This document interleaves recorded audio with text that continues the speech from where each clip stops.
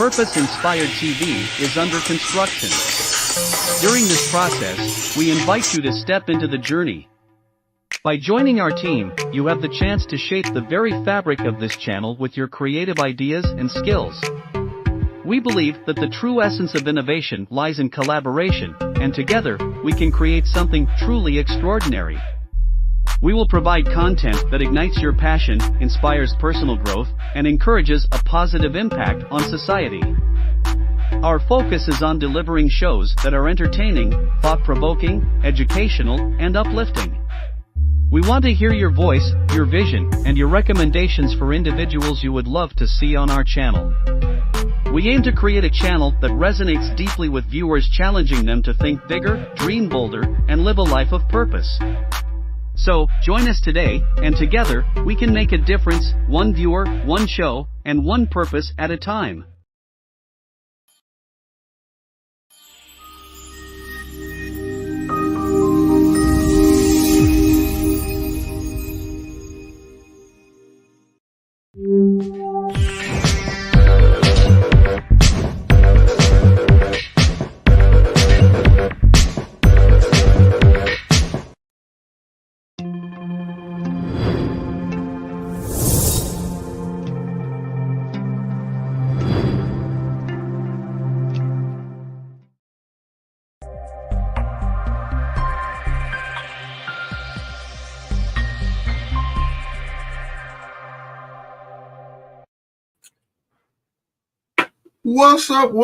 What's up, everybody? Again, it's another cool day here down here in the South, down here in Florida, North Florida, South Georgia.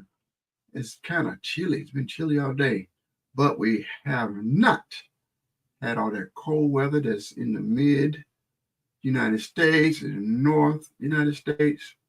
But y'all, just hold on just a little while longer. I saw the weather changing. They showed some of the temperatures are going up. What is that? Some 30, 40 degrees, right? It's 30. Anyway, I think some places might even be 50 degrees, like they'll be freezing today and tomorrow, but then like Tuesday, they're going to be in the 70s and almost in the 80s. So just hold on. We have been talking a lot of Black history for the last few days. I've been on the road. I've been trying to keep it going. I wanted to go live every day for during the week of Black History Month, every weekday. I missed some days, but I'm catching up. So I'm just going to give a little bit of recap. If y'all haven't, some of y'all have who missed it. Yesterday we was talking about the Queen City, Charlotte, named after Queen Charlotte. We found out that she was a woman of color. Still a little controversy about King George III, her husband. There's a lot of stuff that's been erased and hidden, but they got some pictures, shows him being white. Then we have, they found some coins of him in Barbados that shows him as a person of color. So that's just some little things that we're stumbling across. And I stumbled across, we talked about Alexander Graham Bell. I saw a YouTuber that was saying that Alexander Graham Bell was a person of color. So I had to do some digging, and I'm kind of lost. What I guess a lot of the history is pointing that he's not a person of color, but for some reason he wrote a letter describing his baby as being a person of color. So I'm confused. So I asked two AI softwares for some questions, and they both gave me two different answers. So I don't know where we're going with that. So then we found King James IV of England and Scotland, more than likely a person of color. We talked about Axe Handle Sunday here in Jacksonville, Florida. We talked about the first black pilot, first female black pilot. We even talked about Maya Angelou being on the quarter. We said that Black King James. We talked about the Green Book. The Green Book, where back in the day, a post per- post postman worked for the post office, made this book called the Green Book. Actually, they made a movie about it. Sharice is waiting on me to watch it with her. The movie came out a couple of years, but the reasoning the book was to let people of color know what cities were safe to travel to, what where you can get food and maybe a hotel or room, or they even I think they let you know where the sundown towns were, where towns where people of color need to be out of there before the sun went down. So Sharice has been studying that, probably getting some more information to let me and let y'all know more about the Green Book. Talked about Ruby Bridges, the first little girl. I think she was 6 or 7 to be the one that integrated the schools. They had to have the U.S. Marshals escort her into the schools. So we talked about her a little bit. We talked about affirmative action and DE&I and A, and how it didn't just benefit people of color. And somebody just told me, not somebody didn't tell me, stumbled across this video that our lovely new vice president, J.D. Vance, it was his roommate from college that actually said he benefited from affirmative action. Sorry, tongue twisted, because of the privilege of being, veteran. So it not only uses race, it uses a lot of. We're talking about affirmative action. So affirmative action put in place to where a lot of businesses started allowing veterans to get into schools or get into different programs and to be able to get different jobs and different things. And I didn't research this part yet. The guy said he was his roommate. He said he and J.D. Vance took advantage of affirmative action to be able to get into the programs that they did when they was in college. So now for him to come back and attack it, it's like, somebody giving you away. Even when I see these like immigrants, you get a hand up. You get somebody to give you a ladder and help you climb up and help you make it, and then you turn around and burn up the ladder or break up the ladder and make sure that no one else get the ladder, no one else get the access. That's the way it looks like. It's a lot of, I think y'all probably saw a lady from Venezuela. She was anti-immigration, get them out of here. But she was privileged to be, to be able to come over.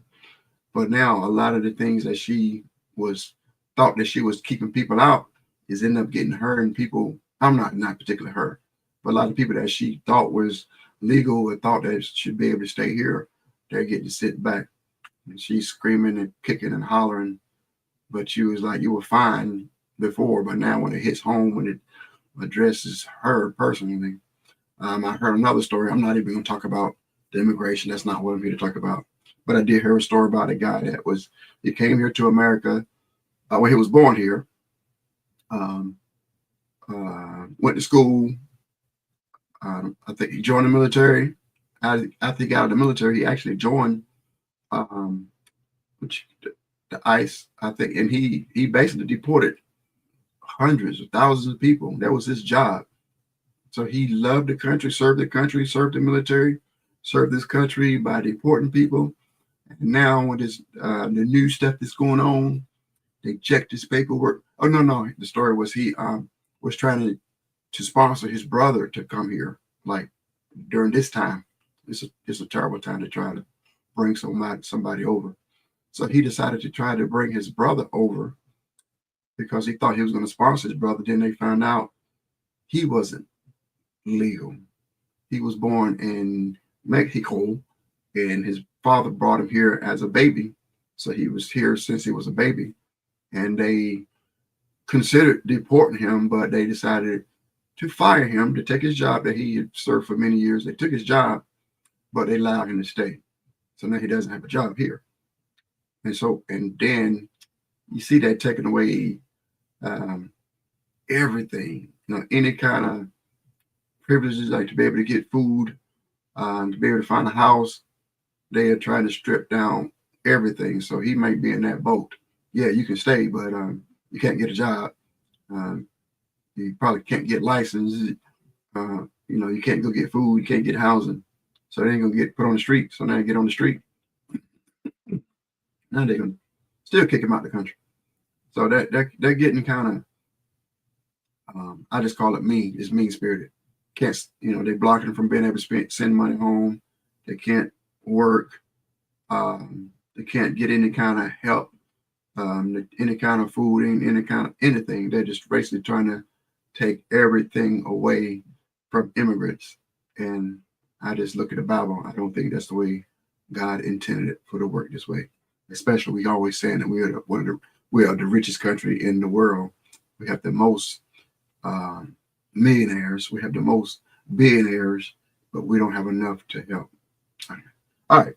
So I'm moving forward. I know a lot of people doing, we've been a lot of time during Black History. A lot of times, that's the only time it comes up is during Black History is some people say, hey, Martin Luther King, he was Republican, and a lot of other Black people was Republican. What happened?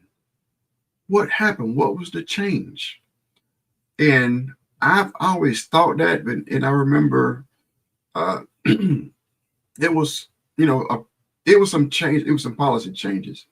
But yes, people will say that the Democrats, especially during the Jim Crow, the Southern Democrats are the ones that made the Jim Crow laws.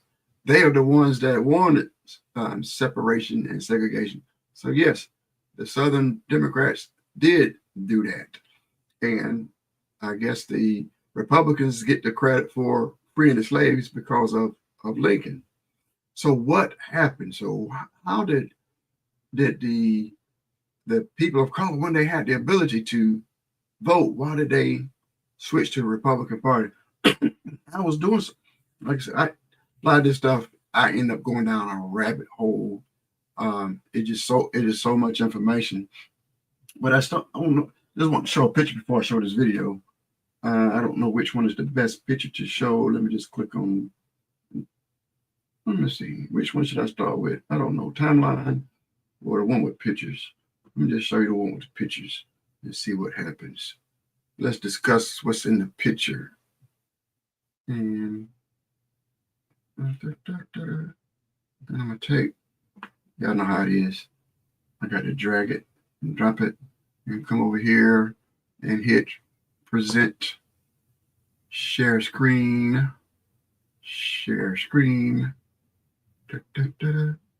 and entire screen. This is just a picture and share.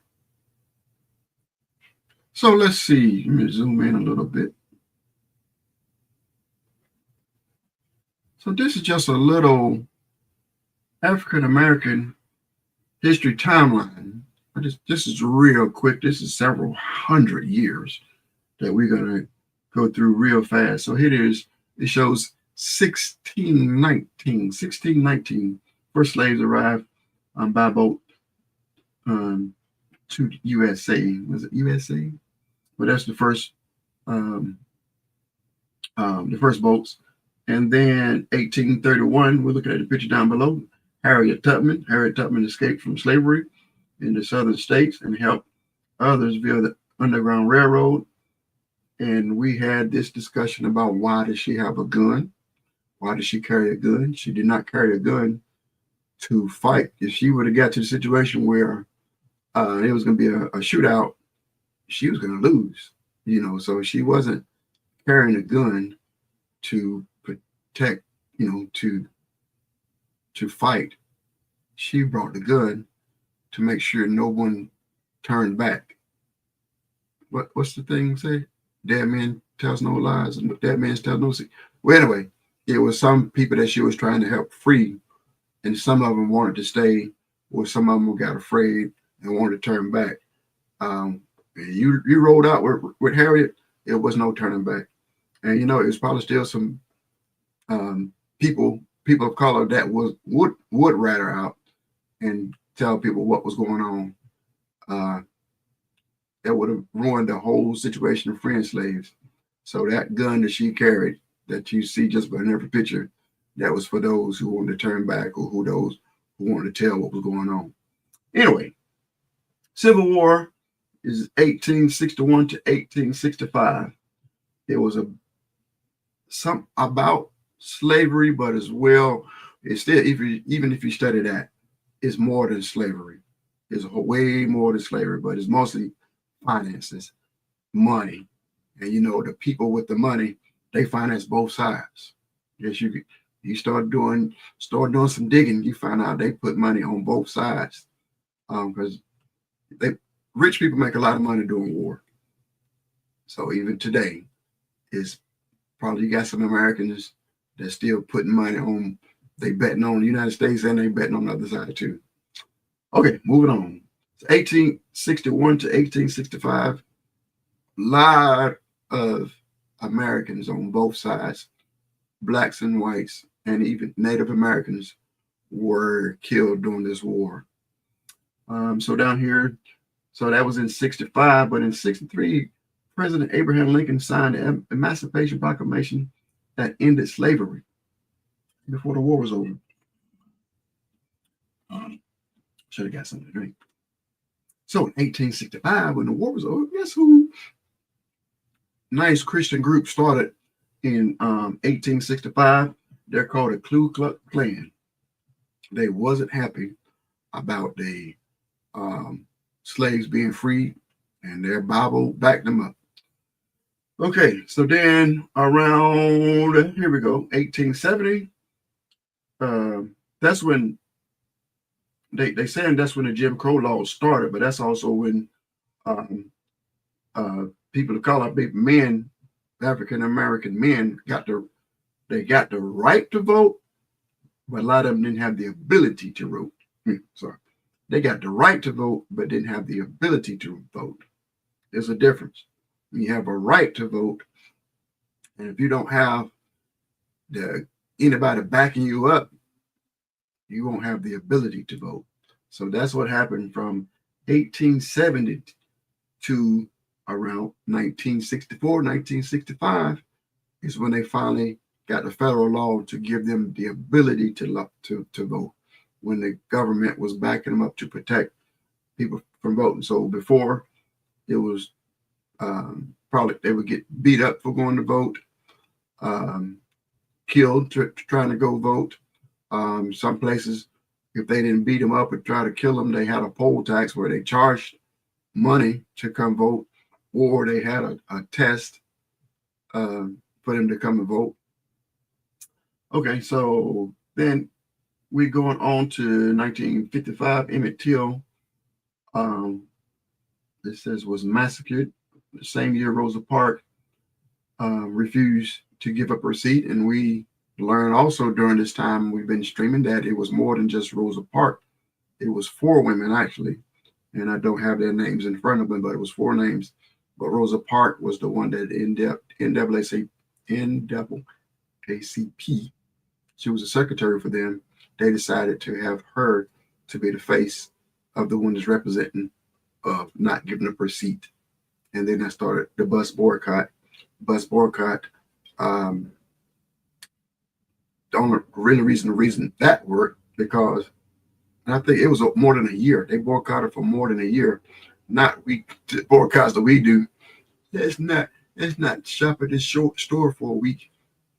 They boycotted for more than a year. So that means people had to walk. That means people had to give people a ride, ride share. They did everything they could to not ride the buses. But the buses, it's not like today where not that many people ride. Well, I'm down in Florida. Sorry. I'm down in Florida. It's not that many people that ride the bus where we are at. I know up north there's a lot of people that ride buses. But it was a place where a lot of people, they need to get around to ride the bus. And the bus system needed their money, but they did it without. They went the whole year. The bus system didn't get their money. So I believe that's what helped change the situation. Okay, you see some of the signs. If if I if I can't eat here, I can't work here. It's like some places they let you come in the back and work, but you can't shop there or you can't eat there. Sometimes you got to put your foot down. Okay, so yeah, so the Jim Crow laws were started in the 1870s, and yes, it was started by the Democratic Party. And the Jim Crow's laws were so basically the people of color were free, and the men had the right to vote. So that was in 1870s. Women, probably white women, got the right to vote in 1929. But yeah, so black men had the right to vote, but they couldn't go vote. So so that's probably if you heard a different timelines on times to vote. I mean, when people had the ability to vote, that's what it was. They had the right to vote, but they couldn't go vote. Not until 1964, 1965. And that's where our beloved Martin Luther King, his work that he did during this time, he actually gave his life. As many people gave their lives for us to have civil rights, just general, basic human rights. So yeah, people, we talked about it. We showed some videos, and we talked about like happening in Jacksonville, the Axe Handle Sunday, where the teens were just beat up just for sitting down peacefully. So Martin Luther King delivered his famous "I Have a Dream" speech, 1963. President Kennedy and Johnson enacted the new law to put the end of legal segregation. So from 1870 all the way to 1964, it was legal for the Jim Crow laws. It was legal segregation.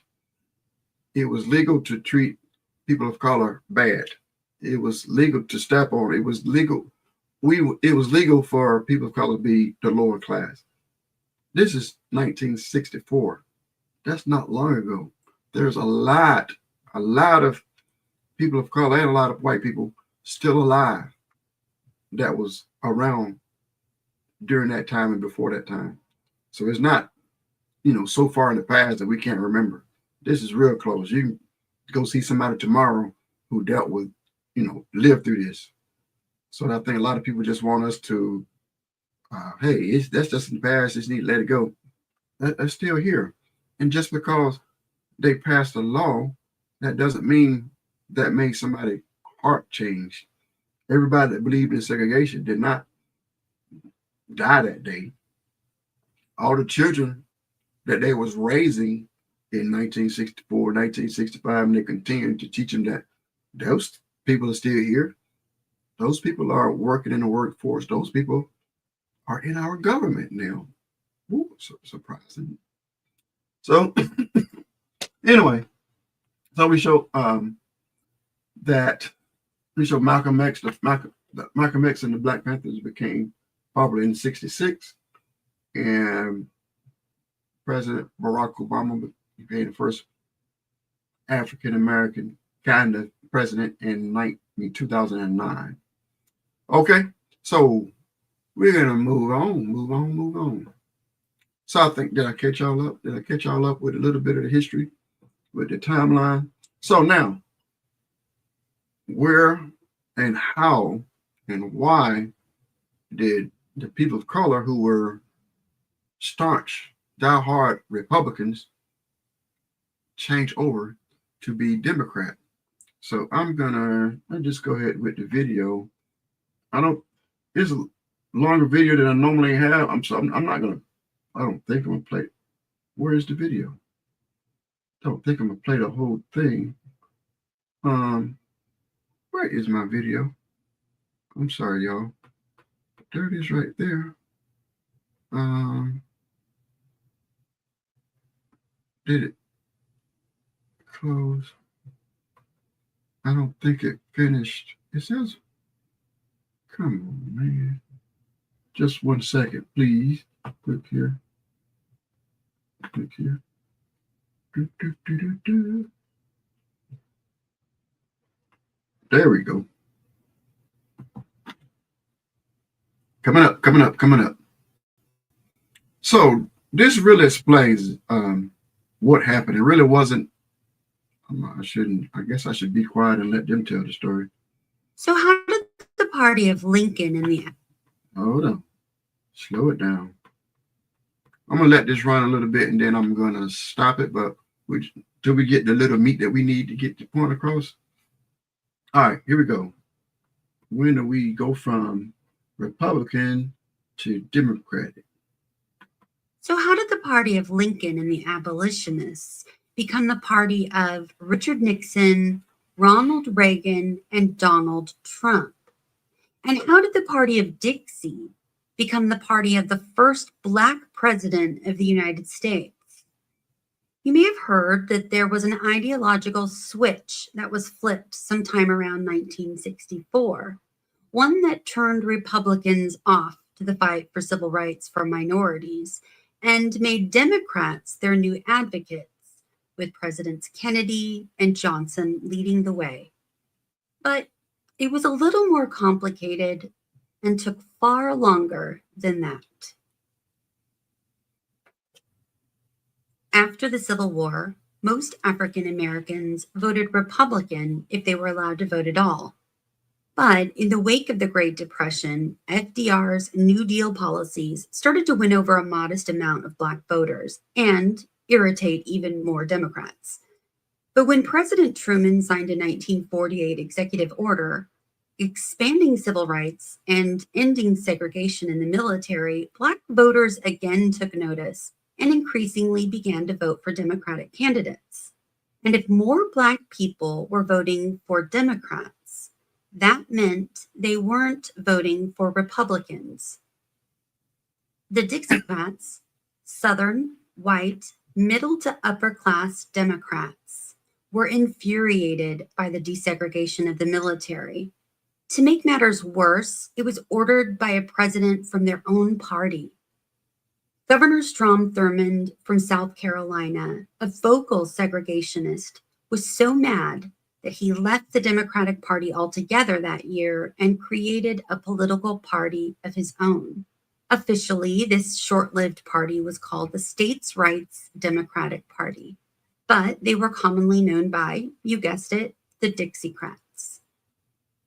Thurmond was hoping that enough like-minded segregationists would leave the Democratic Party and join him, robbing Truman of the Democratic vote in the 1948 presidential election. So sure was everyone that Truman wouldn't get enough votes from Southern whites to win, and so close was the race that newspapers were sent out prematurely claiming a win for Republican candidate Thomas Dewey, when in fact, Truman had won. While the term would not be coined until many years later, the Southern strategy refers to the Republican Party's solution to the loss of Black voters throughout the middle of the 20th century. To survive, the Republican Party had to either win back more Black votes or win a new block of white voters. While the Southern white working class didn't always vote with the middle to upper class Dixiecrats, there were times when they were willing if it meant maintaining a social status above that of a Black man. And as long as African Americans remained disenfranchised, oppressed, and subordinate, no white man could fall to the very bottom of the social or economic ladder, because that rung was reserved for Blacks only, so long as they remained oppressed.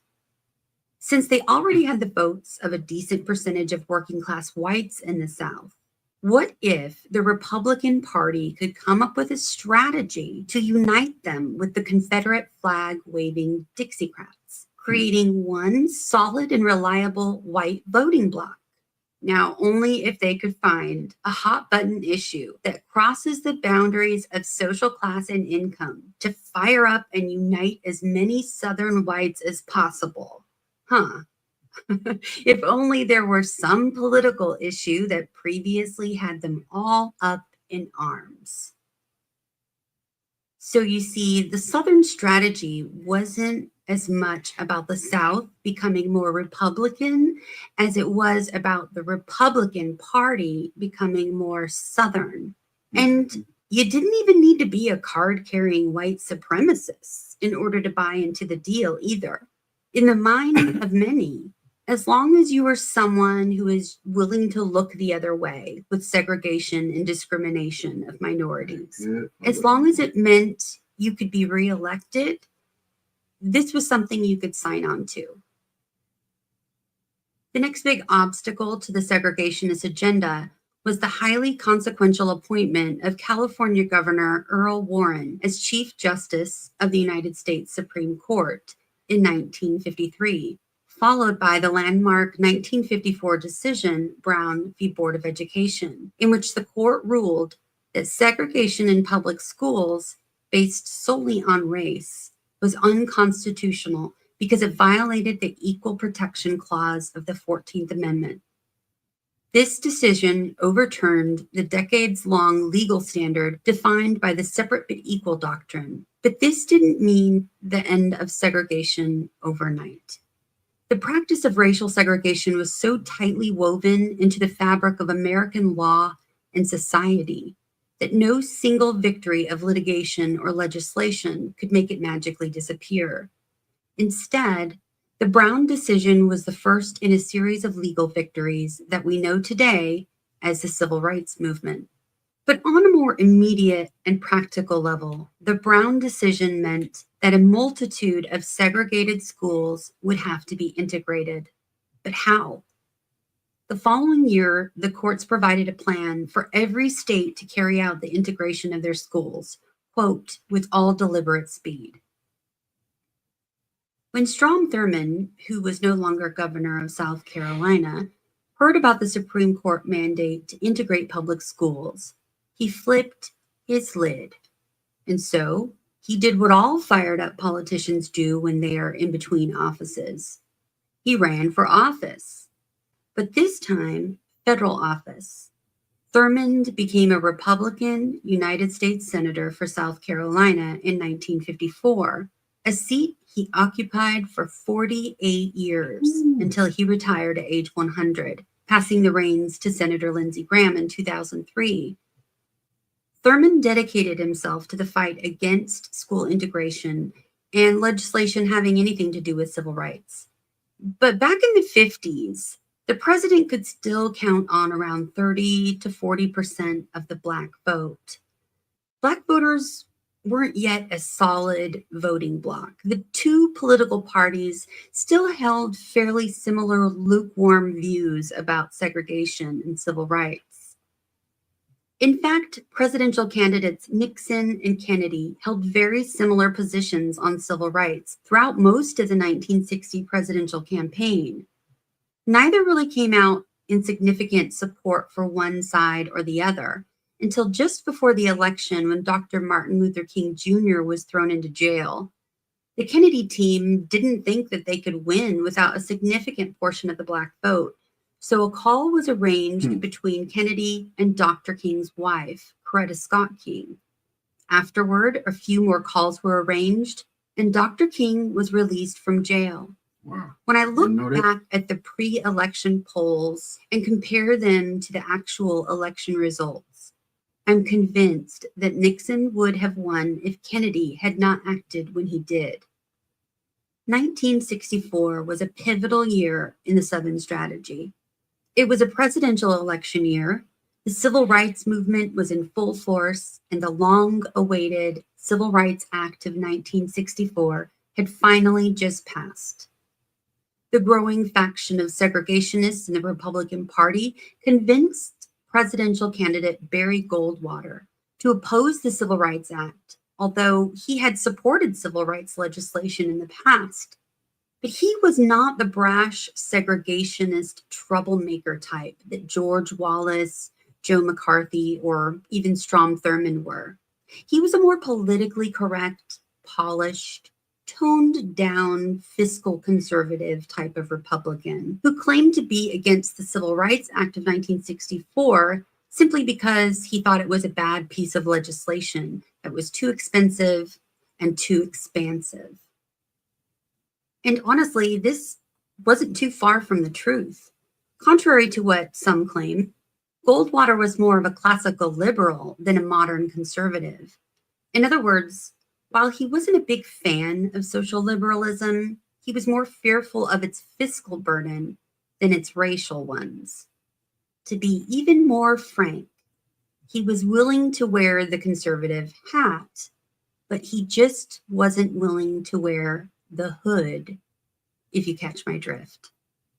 So he didn't garner the same kind of emotional support from Southern whites who wanted to hear the straight talk of the former Confederacy. They wanted candidates who shared their resentment and used their racist language, not coded dog whistles about states' rights. There was a reason the crowd went wild when George Wallace bellowed, "Segregation now, segregation tomorrow, segregation forever." But they didn't get that kind of candidate with Goldwater. And so Goldwater lost. But what Goldwater did manage to do is to cut the Republican vote from 30 to 40% from the previous elections to only 7%. For perspective, Richard Nixon got 32% of the black vote in 1960. The 1964 election was the last time the Democratic Party won the white vote in a presidential election, and the first time that the Republicans won Georgia. Going forward, the black vote in presidential elections would never again rise above 17%, and it fell to 3% in 2016. When Goldwater lost in 1964, and he didn't just lose a little, he lost worse than anyone since 1820. I imagine an angry Strom Thurmond sitting in a dark room somewhere muttering, "I told you so." Now, remember, Thurmond had been advocating for candidates who could stir up white racial resentment in an effort to convince enough white Southerners to vote for Republicans in national elections. But they didn't listen to him, and they picked Goldwater, and look what happened. What Thurmond needed was a Republican version of George Wallace to rile up the white supremacists of the South while appeasing the more outwardly colorblind in the party, sometimes called Goldwater Republicans, who didn't want to appear impolite or associate with the uncouth behavior associated with lower class whites. So he arranged a meeting to make a Faustian bargain with the only candidate he thought could learn to fill those shoes. The candidate who almost won the 1960 election, Richard Nixon. Contrary to popular opinion, Nixon had been a bit of a Goldwater Republican himself in the beginning of his political career. He was vice president. Okay, I'm gonna stop it there. I think from what you've seen so far, we can see it was a gradual move. So we're talking about when and how did the people of color switch from the Republican Party over to the Democratic Party. And a lot of people got different things, different theories. Like I said, I just found out about this thing called the Southern Strategy. And I even watched a couple of videos. I watched a woman of color and she was saying that it's not true. It's a myth. So what we just learned? We just learned that the people of color that had the right to vote, but didn't have the ability to vote, but whenever they had the chance to have the ability to vote, they voted Republican. I'm talking about before the civil rights. So, like I said, they got what I say in 1870, men of color, the women still didn't have the right to vote. So the men of color had the right to vote, but because of the Jim Crow laws, all the different types of laws, they wasn't able to vote. But if they did, they voted Republican. Sometimes they did it on their own, or they did it they followed forcefully because the the Dixiecrats, the Southern Democrats, were against the people of color. So we see it was a gradual shift. So even from what I'm learning, I don't think what I'm seeing, the people of color, they didn't leave the Republican Party. Looks like to me the Republican Party left the people of color. So the Democrats, and also it looks like it was still a lot of racism in the party, but the extreme ones didn't like the change. So it looks like the Democratic Party changed from their racist way. Again, it's not everything is not 100% like black and white, but it looked like it was a gradual. So the Democrats were starch racist. They wanted segregation. They wanted separation. They made all the Jim Crow laws. But when the tides started to change, different leaders in the Democratic Party started doing things and giving people of color rights. So when people of color saw the different rights, when the Democratic Party desegregated the military, the people of color saw that, hey, Republicans didn't do that. Thought Republicans supposed to be on our side. Republicans didn't do that. The New Deal, I was going to look up the New Deal. The Democratic Party came with the New Deal after the Great Depression. Republican Party didn't do that. It was the Democratic Party. What is that right? There's a lot of, there's basically a lot of rights and privileges that the Democrats started to change and start to give the people of color. So now, so that as we see, some of the elections were lost because the people of color started voting. They switched from that. It was a guaranteed vote for the Republicans, and then they started voting for the Democrats because the Democrats was doing things for the people of color. They was fighting for their rights. So again, I don't think it was a big switch. And they said, look, it was still gradual. So it probably during this time, if people of color were able to vote, it was probably arguments in the household on who they were going to vote for. So it's probably split. But when you get out, start going to work, and you start living your life, you can see which party was doing things for you, which party was doing things to make your life better, which party were not, making racist decisions and different things. So again, both parties were still bad, but the Democratic Party was the one that was changing for the better. So I think that's where the change was. So, but so even this work, the Southern strategy is kind of deceptive. Well, okay, so now let's go back to the Republican Party. They see they're losing the people of color that they've depended on for years. They're losing that vote. Even during this the civil rights movement, they're constantly the numbers from the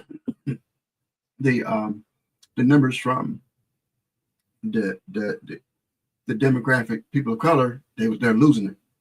So now they need a strategy, and this strategy is called the Southern strategy. And actually, some people can debunk it. They try to debunk it, but it's still it's gradual. So, and they showed Nixon now in this video. It was going to get to the part where Nixon. So a lot of let's go back to the Democratic Party. So a lot of the racist Democrats they try to start their own party because they're upset with their party, because their party is loosening up and trying to do people of color right. So the staunch racists and stuff, they're upset and they are mad. So they try to start their own party. That didn't work. So they decided, hey, what else can we do? So we don't have the control over the Democratic Party to make it racist again. And then the Republican Party, they need a way to replace the people of color. So they didn't want to change and fight for the different rights for people of color. So instead of fighting for them to get them back, they decided to find let's find another Democrat. Who else do we have? Who else can we get to join our party? The people who are upset about the Civil War. All those racist people that was in the Democratic Party that's upset and angry about the black man going to take their job, the black man going to vote and vote for people that's going to help them and not us. The black man is going to take my farm, the black man going to take my land. So that's what they used to get those angry racists.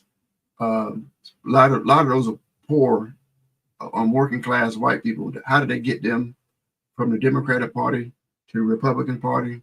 Is at first they were straight out racist. They would say the N word. They were free to say those different things, and a lot of the racists, they felt, hey, that's our party. See that our racist Democratic Party done got soft on us. Our racist Democratic Party that was made the Jim Crow laws, they done got solved. Now they getting rid of the Jim Crow laws. They doing all these things. Now those people getting jobs, and those people are getting benefits, and those people are doing better than us. So where do I go? The Democratic Party is changing, and I don't want to change. And that's I would really would like to saw. I saw a woman of color. She made a video, and she said that the Southerners have changed, and they changed. They went away from being racist. She said they changed. I wrote down what she said. They changed from being racist to being pro-life, pro-gun, and small government. So they got rid of that racism. They left all that behind. So y'all black folks, y'all need to hush. And nobody in the Republican Party is racist anymore. Nobody care about that no more. They worry about their guns. They pro-life now, and they want a smaller government. That's what they're all about. No racism.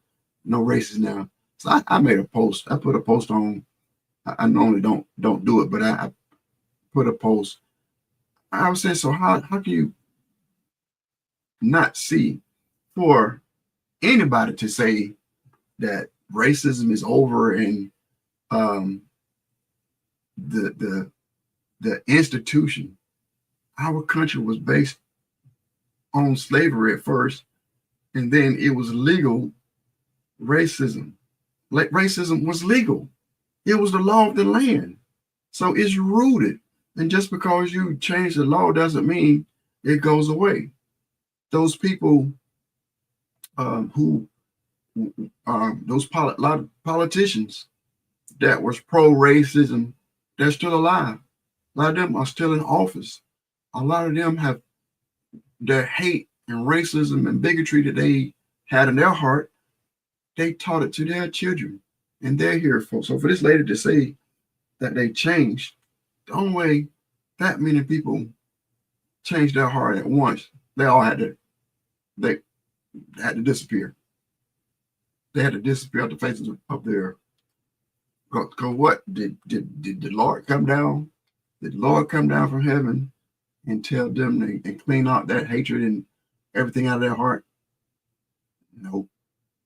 So they're still here. That hatred, racism is still here. So it didn't leave. So for people of color to say it's all gone, you lying to us, ain't lying to yourself. It's still here. So those are the same people that's in politics now. Those are the same people that's in businesses now. They're still here, so you can't say that it's not. So anyway, moving forward. So yeah, those people are still around. But that's really what happened. The Democratic Party changed, and that's what you want. That's what you want to happen. Even some people get upset, when you're not the same person that you were in the past. I hear a lot of people say, I still consider myself as an independent, not an independent party, but an independent person, independent voter. I don't want to be attached, associated, and stuck with either party. So I don't believe and I don't trust them. But yeah, anyway, I forgot what I was about to say. But Lord, I was going somewhere. But y'all could jump in with some comments and some feedback. But anyway, for where we are today is like I said, even with the civil rights, the rights that took hundreds of years to get, and a lot of stuff we're watching being eroded right in front of our faces. We're watching it right. We're watching all this hard work be eroded right in front of our faces. A lot of people who died for the right to vote. That's another, the right to vote. Oh my goodness. We just had this big election, and it was real close. So I think like I said, this is not official numbers. I think it was around 51 to 49. So that's really close. That's really neck and neck. And you know how many people who didn't vote? You know how many people who were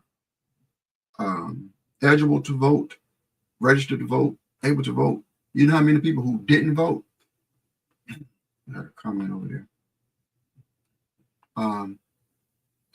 She said a lot of people not paying attention. Yes, a lot of people not paying attention to what's going on. And I'm telling you, I'm independent. So if the Democrats had won, I know I have things to say. I don't think as many what's going on now.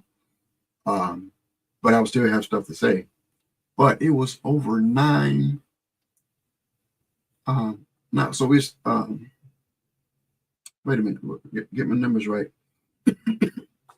What is oh man, I just saw it in my head. I'm gonna look it up right now. I want to say the number right. How many people didn't vote? People enter. Say my number. What's that number? What's the number? What the number? Come on. Okay, that's showing around 95,000. 95,000. Trump got 70. Wait a minute. Look at the zeros. Come on. Do I know how? 38%. Not 8.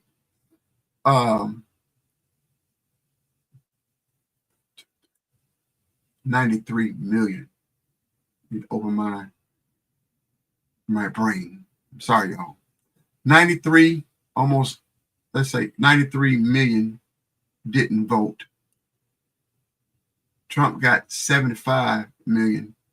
Harris got 72, almost 73. So Trump got almost 76 million. Harris got almost 73 million. So both in the 70s. And there was 93 million who did not vote. So neither party got that many people. So it's more people who didn't vote. Where's everybody at? Close that. There we go. Can you believe that? 93 million didn't vote. So now a lot of those 93 million people who didn't vote are mad and upset about what happened in the election. Very funny. What was it, like 100 something?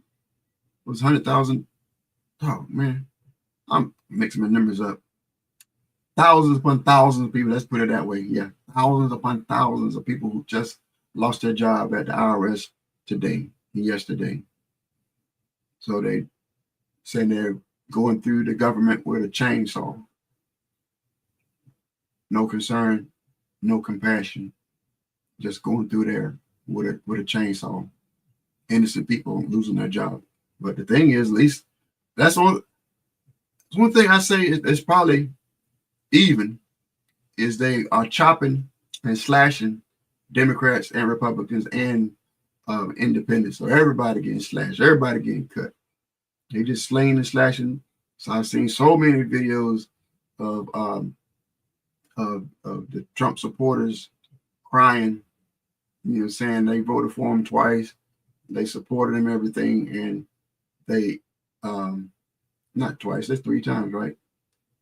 Yeah, they voted for him every time, and they can't believe what he's doing. They can't believe that their business is about to go out of business. They can't believe their farm is about to go out of business. They can't believe the tariffs and stuff is about to make them go out of business. They can't believe it, and they're kind of like, stop what you're doing. Be careful. Just cut out the bad guys. Just cut out the Democrats. Go hurt them and don't hurt me. Elon Musk just got there. He got a chainsaw. They don't care. He's got $400 billion. He could care less what happens. He's got enough money to take care of himself, take care of his family. Speaking of his family, yeah, he got some baby mama drama going on. Talking about Elon, you need to go take care of that. But yeah. Anyway, so the main subject today was to explain what the Southern strategy is. The Southern strategy is basically the idea of when the people of color were able to vote, and then it changed over. So basically, it really wasn't them. It's basically the party change. So the racist Democratic Party started changing gradually and started doing things in favor of people of color. They started giving people of color privileges and rights. Even like I said, desegregating different things, desegregating the school, desegregating the military. So they started doing things to treat people of color right. Republican Party didn't like that. The racist people in the Democratic Party didn't like that. So the racists in the Democratic Party, they bailed ship. They tried to start their own. They tried to start other parties. Didn't work. They jumped over and got onto the Republican Party. The Republican Party was losing a lot of their quote unquote black vote, so they needed to replace them. So how do we replace them? We need a whole lot of a demographic people to join. So who is down in the South that we can get? The people who are mad that the South didn't win the war. The racist people in the South. So they went and got their Confederate flag, gun-toting vote and wooed them in to join the Republican Party. So that's what happened. So it really wasn't the Democratic, people of color leaving the Republican Party. I believe the Republican Party left the people of color. That's what happened. That's what happened. So that's my 2 cents. What y'all got to say about it? All right. It took me many years to figure that out. Hope y'all got something from this. Thank you for your few comments, but anybody else? Any comments? I'm getting ready to get up out of here. I thank y'all for tuning in. Got some more subjects coming up real soon. I'm doing my best to discuss Black history moments and Black history. Talk about American Black history, even world Black history, because our people needs to know that our history didn't start at slavery and a few things here and there, a few inventors here and there, a few things that they try to sprinkle and let us know. There's so much that people of color, has done around the world, not even in our country, but around the entire world. So I'm bringing you all of that. And I'm also just bringing you the true history of our country and what's going on. All right. I'll be out at the only Black History Parade in Jacksonville. I will be out there tomorrow, and I'm going to do my best to broadcast it live right here online. So I'll be there. We're going to be doing we're collecting clothes and all sorts of things for our church in the morning. So y'all could join us for that. But look for live tomorrow, and even I might do another Black History Live tomorrow night. Okay, outside of that, everybody be blessed. Until next time, let Joe out.